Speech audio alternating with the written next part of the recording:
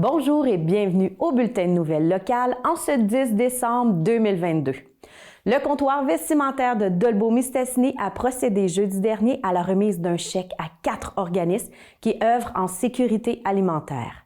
C'est la somme de 15 000 $ qui a été répartie entre la Saint-Vincent-de-Paul secteur Dolbeau, l'épicerie communautaire Le Garde-Manger, la popote roulante et la soupe populaire de chez nous. Le comptoir vestimentaire est disponible à toute la population et remercie les gens qui prennent le temps d'aller porter vêtements, literie, accessoires, puisque cela permet de vendre à petit prix et ainsi amasser l'argent pour aider les autres organismes. Merci au comptoir vestimentaire d'aider à aider. Cette année, vu les temps difficiles pour plusieurs personnes et familles, avec les coûts élevés pour se nourrir, pour se loger, se déplacer, se divertir et se vêtir, nous avons ciblé 4 organismes du secteur qui s'impliquent en sécurité alimentaire. Nous apprenions cette semaine que la demande alimentaire a augmenté de 42 %. Nous voulons supporter les responsables de ces organismes qui travaillent fort pour arriver à donner un service pertinent et de qualité, car en bout de ligne, nous rejoignons les mêmes gens. Nous remettons donc un montant de 15 000 $ se partageant ainsi. 10 000 $ pour la Saint-Vincent-de-Paul du secteur Dolbeau, 2 500 $ à l'épicerie communautaire Le Garde-Manger et ses 2 points de service, 1 500 $ à la popote roulante et 1 000 $ à la soupe populaire de chez nous qui vivait aujourd'hui sa journée importante de guignolée. Nous participons donc de notre manière à la grande guignolée des médias. À l'avenir, nous espérons partager nos profits 2 fois par année afin de mieux répondre aux besoins des organismes. Les bénévoles du comptoir vestimentaire veulent soutenir les organismes du secteur qui touchent les gens vivant des situations difficiles, la précarité financière, la malnutrition, la santé mentale, la santé physique, la situation familiale difficile, la violence, la fin de vie, les handicaps physiques, l'isolement social et dépendances diverses. Nous proposerons une politique simple mais pertinente qui permettra de remettre de l'argent à plusieurs organismes dès le début 2023. Nous voulons que les gens qui se déplacent pour nous donner des vêtements, c'est pour ça qu'on fait la conférence de presse aujourd'hui plutôt que faire les dons qu'on aurait pu faire un peu de façon anonyme, parce qu'on veut que les gens qui se déplacent pour nous donner les vêtements et que les gens qui viennent magasiner ici sachent qu'en plus de la cause environnementale, leur action aide des centaines de personnes par ricochet, dans un milieu qui a vraiment besoin qu'on se serre les coudes pour que chacun et chacune puisse au moins avoir le minimum pour être mieux. Nous tenons à rappeler que nous sommes ouverts pour toute la population, peu importe les moyens financiers. Mais il faut le dire, nos très bas prix permettent à plusieurs personnes et à plusieurs familles de se vêtir avec des vêtements de qualité sans trop hypothéquer leur budget pour se nourrir et se loger. Notre équipe de près de 30 bénévoles travaille fort et discrètement pour trier les dons de vêtements, les placer de belle façon dans le magasin, accueillir la clientèle, faire le ménage et toute une série d'autres travaux essentiels.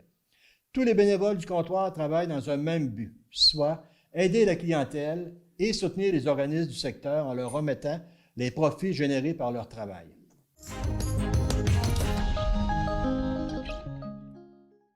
Avez-vous déjà entendu parler des bibliothèques vivantes? Nous sommes allés rencontrer Nicole Pelchat à la bibliothèque Denis Lebrun de la municipalité d'Albanel afin qu'elle nous explique le concept. La prochaine soirée aura lieu en février et la thématique sera annoncée sous peu. Une belle soirée en tête-à-tête avec un livre vivant vous attend. Allez-y donc. Alors, c'est un concept qui est né en l'an 2000 au Danemark. Et puis moi, j'ai vu ça sur Internet, puis j'ai trouvé que c'était tellement une bonne idée. J'ai dit, il faut absolument qu'on fasse ça à Albanel. Donc, je l'ai présenté ici à la bibliothèque à Rachel. Puis, après différentes discussions là-dessus, Rachel a accepté finalement d'entrer dans le projet avec moi. Puis, c'est comme ça que ça a commencé. On était 2. Puis ensuite de ça, Suzy s'est joint à nous autres dans le petit comité. Puis ensuite de ça, Lydie. Et puis, on a commencé en novembre l'année dernière. Donc, ça veut dire que ça fait plus qu'1 an maintenant que ça existe. Et puis, on avait pensé au début de faire ça 1 fois par mois, mais c'est tellement... On pensait pas que ça serait de l'ouvrage de même. Le fait de trouver les personnes, de choisir nos thèmes, de contacter les personnes, parce qu'on contacte les personnes, on les rencontre une première fois pour qu'ils puissent connaître la bibliothèque, nous connaître aussi. Ensuite de ça, lorsque ça c'est fait, À ce moment-là, ils viennent pour la soirée des livres vivants. Et puis, à ce moment-là, je veux dire, ils parlent de du sujet qu'on a, qui est à l'honneur à ce moment-là.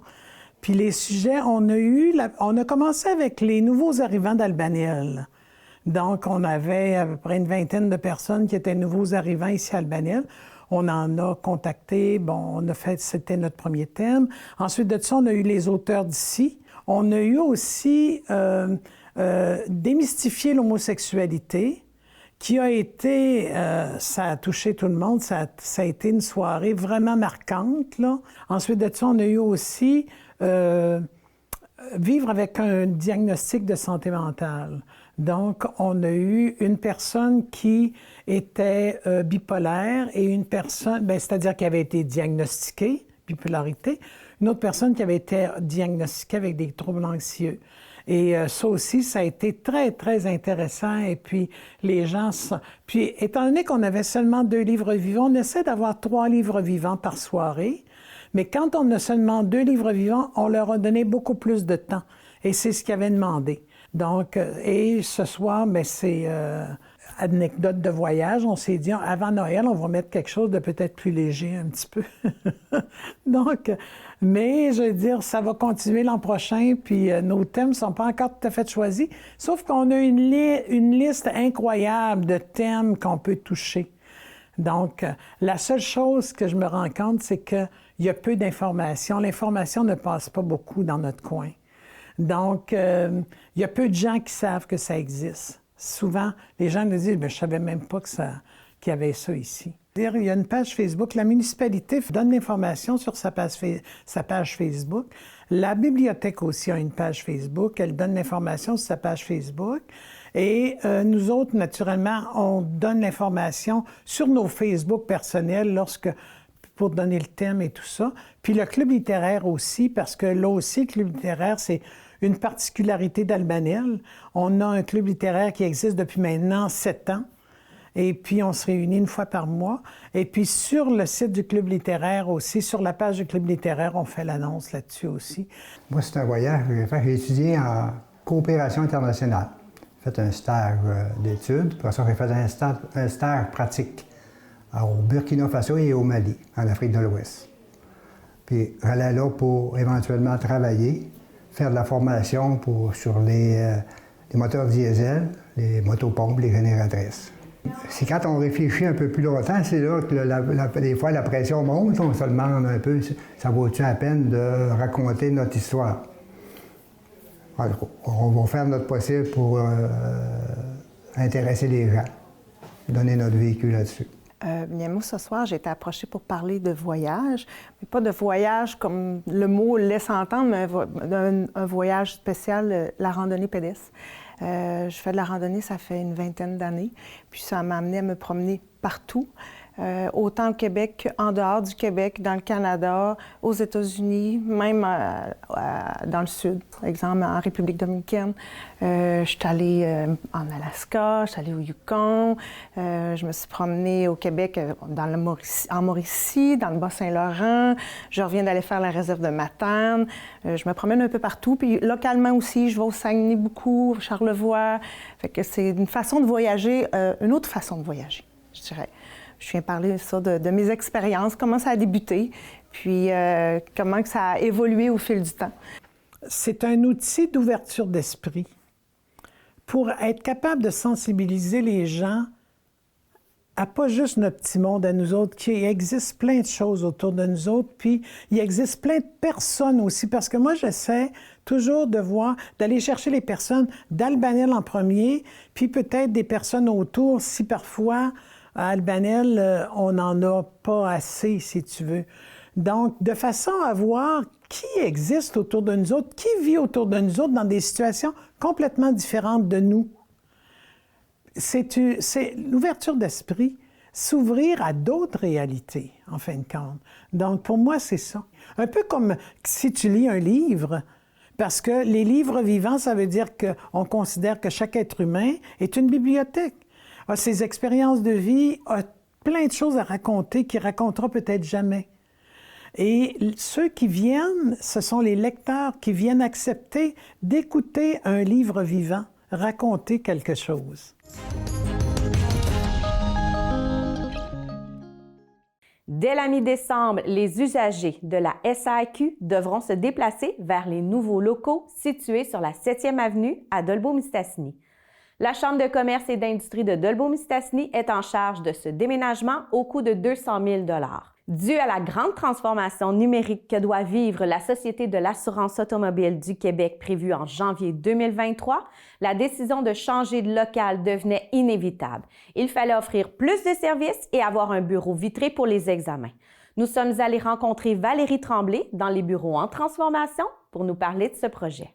En fait, nous, là, ça fait au mois de février, ça va faire 1 an qu'on travaille sur ce projet-là, qui a commencé avec l'annonce de la grande transformation numérique de la Société d'assurance automobile du Québec, qui va être déployée là, à partir du mois de janvier 2023. C'est sûr qu'avec la transformation numérique, la SAC voyait un changement opérationnel là, dans tout ce qui était au service comptoir de l'immatriculation Maria-Chapdelaine. Fait que nous, pour assurer le service, pour assurer la pérennité du comptoir ici, parce que c'est un service de proximité qui est super important dans notre milieu, pour assurer ce service-là, on a décidé d'aller de l'avant puis de bonifier les services. Donc, à partir du mois de janvier, on va avoir 2 journées par semaine des examens théoriques et pratiques. Même tout ce qui est camions lourds, véhicules lourds, choses qu'on n'avait pas avant. En fait, on a décidé de déménager. Ça a été un long processus d'analyse et de réflexion parce que la SAC nous obligeait d'avoir une salle d'examen vitrée que les préposés voyaient toujours en tout temps là, les gens qui faisaient leurs examens. Donc, on a regardé pour rester où qu'on était présentement, sauf que avec les contraintes, là, c'était comme impossible de réaménager l'espace. Donc, on a regardé, là, on a visité tous les locaux vides dans le centre d'achat. Puis aussi, il faut dire qu'on avait un enjeu de stationnement au centre d'achat. Fait qu'ici, c'était libre. Il y avait un espace vacant. Les propriétaires actuels, là, ils ont vraiment aménagé l'espace en fonction de nos besoins. Puis avec le stationnement qui est vacant juste à côté, sur la 7e avenue, c'est comme parfait pour nous, en fait, là, parce que les gens qui viennent à la SAC, souvent, ils veulent faire un petit coup vite, ils rentrent, ils sortent, puis ils repartent. Fait que l'enjeu des stationnements était vraiment important pour nous, sauf qu'on voulait absolument demeurer au centre-ville. Quand vous rentrez dans les nouveaux locaux, à votre gauche, vous avez une belle salle d'attente. C'est sûr qu'on fonctionne encore par rendez-vous, on privilège ça. Mais les gens qui n'ont pas de rendez-vous seront servis, mais l'attente risque d'être un peu plus longue. On a un comptoir aménagé encore pour la prise de photos et un peu les mêmes services qu'on avait avant. Sauf que maintenant, on a vraiment une salle d'examen qui est une personne à la fois, qui doit être vitrée et vue en tout temps. Sinon, si on continue, on a le bureau de la supervision. Il ne faut pas oublier que la SAC a vraiment des contraintes, là, des exigences particulières. Tout a été pensé en fonction des exigences de la SAC. On a maintenant une salle de rencontre qu'on peut offrir aux PME, aux jeunes, mettons, un travailleur autonome qui voudrait offrir des formations particulières. On la mettrait à disposition à ces gens-là. Il faut que les entreprises soient membres de la Chambre de commerce, évidemment. La salle de rencontre peut accueillir de 18 à 20 personnes. On a été super chanceux parce que Desjardins est un partenaire financier, fait qu'on a pu l'équiper là, vraiment modernement, là, tout l'équipement informatique. On peut faire des visios, on peut projeter des trucs. Donc, on a eu une belle aide financière de Desjardins pour ça. Une belle cuisine fournie aussi avec de l'aide de Dominique Saint-Pierre là, pour offrir du café et tout ça. La Chambre de commerce et d'industrie de Dolbeau-Mistassini est mandataire privé de l'immatriculation Maria-Chapdelaine.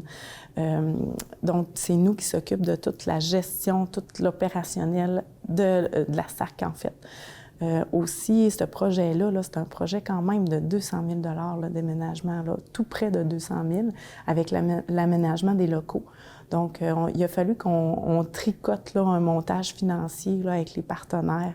Entre autres, avec la MRC Maria-Chapdelaine, on a eu accès au fonds de vitalité. On a eu un 100 000 là, de la MRC. La Ville de Dolbeau-Mistassini est partenaire. près de 30 000 $. La députée de Nancy Guillemette aussi, qui nous a aidé un 10 000 $, et Desjardins. Et la contribution financière des 2 organismes, l'immatriculation et la Chambre de commerce. Puis je peux pas oublier les propriétaires aussi là, qui nous ont aidés là, beaucoup, qui ont fait leur effort. C'est sûr qu'avec les travaux, là, on a été vraiment soucieux de faire travailler notre monde ici. On a encouragé nos membres. Il y a eu une réflexion, OK, on va donner tel contrat, un petit bout de contrat à un petit bout de contrat à l'autre, mais tout est entièrement local. Donc, on vous invite dans nos nouveaux locaux à partir du 13 décembre. Et puis, il va y avoir une ouverture officielle là, au mois de janvier.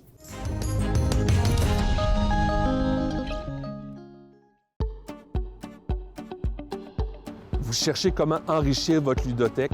Vous êtes des maniaques de jeux de société ou ça vous intrigue, les maniaques de jeux de société, parce que vous demandez « mais comment ils font pour aimer ça? » Bien, venez avec nous, venez dans notre cool box. On va apprendre à découvrir toutes sortes de jeux de société et je suis certain que vous allez en trouver un pour vous parce que vous allez regarder à chacun ces jeux.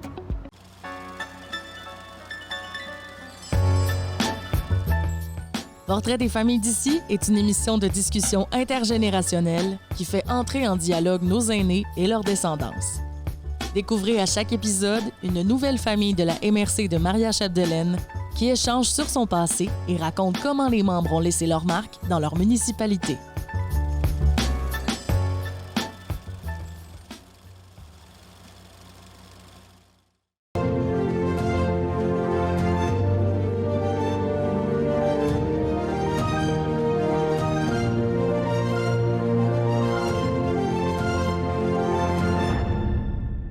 Bonjour, mon nom est Adèle Potvin, fille de Julie Trottier et François Potvin de la Bergerie du Nord. Encore une fois cette année, je vois la saison de la motoneige commencer et je vois ma mère s'inquiéter. Elle se demande s'il va y avoir des dommages sur nos terres ou pour nos animaux. C'est certain que si vous pouviez limiter la quantité de déchets que vous jetez sur nos terres, cela aiderait grandement à nos animaux. Et ça, toute notre famille l'apprécierait beaucoup. Bonne saison de la motoneige à tous et merci beaucoup pour votre respect.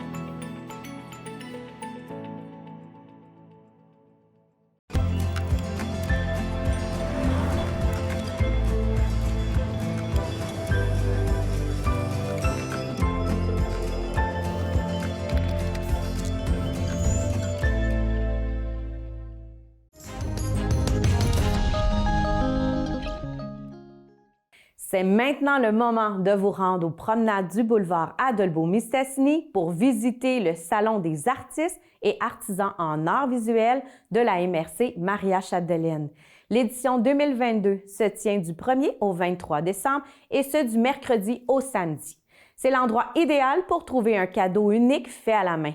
Dirigez-vous en face de la pharmacie Uniprix pour rencontrer Angèle Gosselin, Michel Lalancette, Louisette Pellerin et Ghislain Roberge.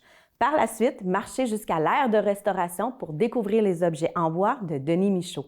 Bon magasinage et surtout, bonne trouvaille! Alors bonjour et bienvenue au Salon des artistes. Nous sommes des artistes de la MRC Maria-Chapdelaine. On existe depuis 25 ans et plus.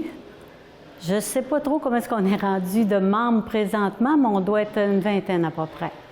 Donc ici, dans le kiosque, il y a Mme Louisette Pellerin, aquarelliste. Il y a M. Ghislain Roberge, travailleur du bois, artiste du bois. Et il y a M.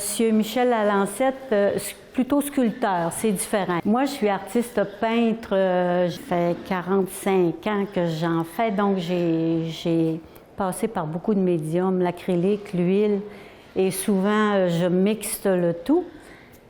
Cette année en particulier, je me suis amusée avec des boules de Noël. J'ai sorti un livre en 2020, Les images de ma vie, depuis le début, comment je suis devenue artiste. Monsieur Denis Michaud, il est au centre, pas loin des restaurants. Il fait partie d'Artistes et artisans aussi. Donc, nous sommes ouverts. On vous attend du 1er au 23. Les lundis et mardis, c'est fermé. On va ouvrir le matin à 10 h et on va fermer jusqu'à l'achalandage, comme les autres marchés ici dans le centre d'achat. Alors, bienvenue à tous. Je travaille le bois depuis 47 ans. Puis je travaille le bois, toutes sortes de couleurs. Je n'ai pour tous les goûts, là, les enfants et les messieurs et les madames, là. Ça fait que je m'amuse avec ça, moi, c'est mon passe-temps. C'est mon passe-temps parce que ça prend de quoi pour s'amuser un peu. Hein? J'ai suivi des cours de différents grands artistes, puis ça m'a permis d'apprendre plus rapidement, si on veut, parce que l'aquarelle, c'est un médium qui est vraiment pas évident à faire, là. Puis moi, bien, je fais des scènes, je fais des vieilles maisons, des vieilles granges. Je veux raconter notre Québec, si on veut. Je fais beaucoup de forêts. Je fais des scènes de bleuets parce que autrefois, les gens vivent, puis encore aujourd'hui, les gens vivent de la forêt. Ils cueillent les bleuets quand ils sont mûrs. À ce moment-là, ça fait partie de l'histoire. J'aime ça raconter de cette façon-là. Puis, je vous invite à venir me voir. Ça me fait toujours plaisir. Puis, vous n'êtes pas obligé nécessairement d'acheter, mais venez voir ce qu'on fait, nous, les artistes, ce qu'on crée chez nous. Moi, la technique que j'utilise, on appelle ça l'intarsia. En fait, c'est fait à partir d'un dessin ou d'une photo. On utilise... faut d'abord déterminer combien de pièces on a besoin, là. Ça fait qu'une fois que j'ai terminé mes essences de bois, là, je vais prendre mon dessin, je le découpe pièce par pièce. Admettons, il y a une pièce que je me dis que c'est du noyer noir. Une autre pièce, ça peut être du tilleul, du peuplier, du cerisier. J'applique une partie de mon dessin sur la pièce de bois. Puis là, je la découpe avec une scie à chantourner. Ça, c'est des lames fines, là. Ça me prend même une loupe pour voir vraiment, parce que moi, il faut que je découpe la ligne. Fait qu'une fois que ça, c'est fait, bien là, je prends chaque morceau et là, je les travaille. Faut les sabler à la machine, puis manuellement, pour vraiment leur donner la forme, là, pour que ça devienne une forme en trois dimensions. Puis une fois que c'est terminé, bien là, je mets une finition. Ça peut être un vernis en pâte à base de polyuréthane. Ça donne un bel effet saisissant. Ça fait que... je vous invite là, à venir vraiment nous rencontrer parce que c'est vraiment différent ici, là. Puis venez le plus rapidement que vous pouvez parce qu'assez souvent, les belles pièces, ils partent rapidement.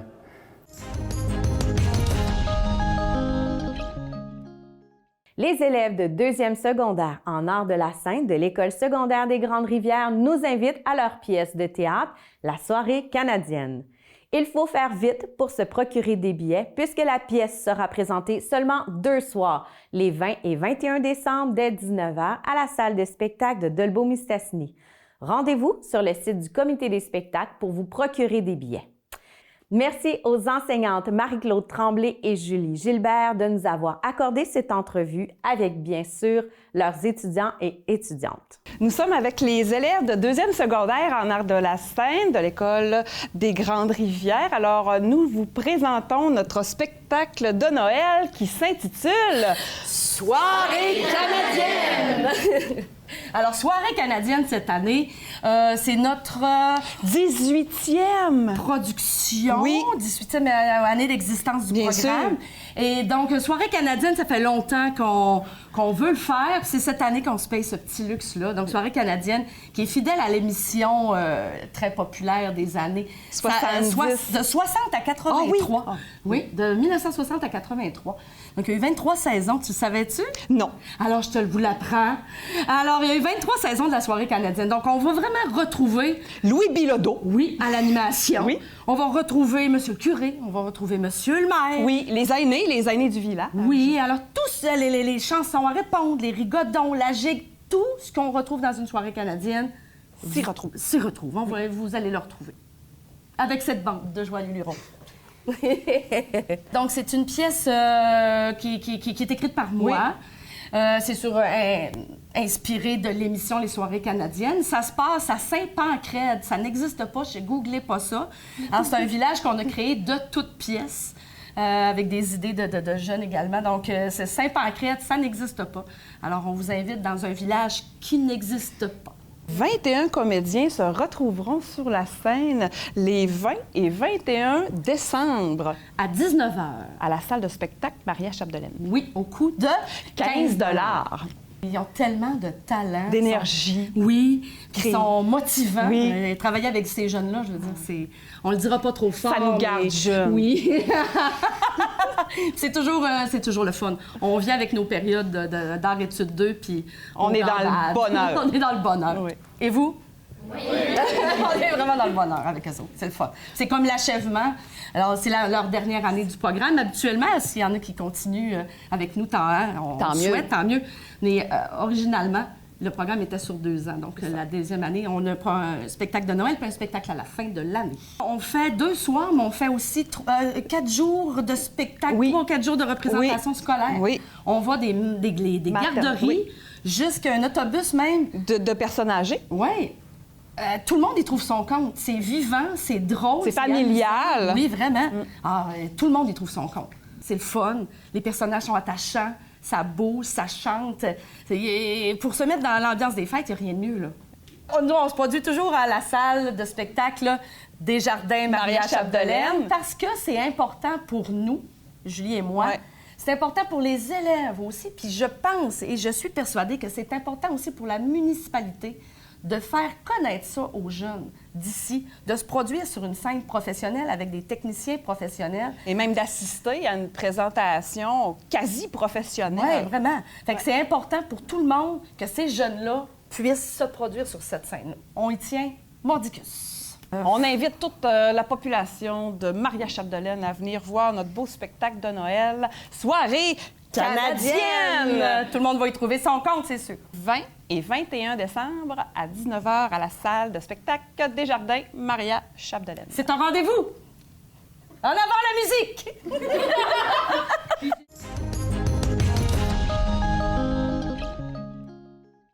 Voilà, c'est ce qui complète notre bulletin pour l'année 2022. On se revoit en janvier et n'oubliez pas que si vous avez des nouvelles à nous partager, il vous suffit de communiquer avec nous. Toute l'équipe de la Télé du Haut-du-Lac vous souhaite de joyeuses fêtes et un bon début d'année 2023.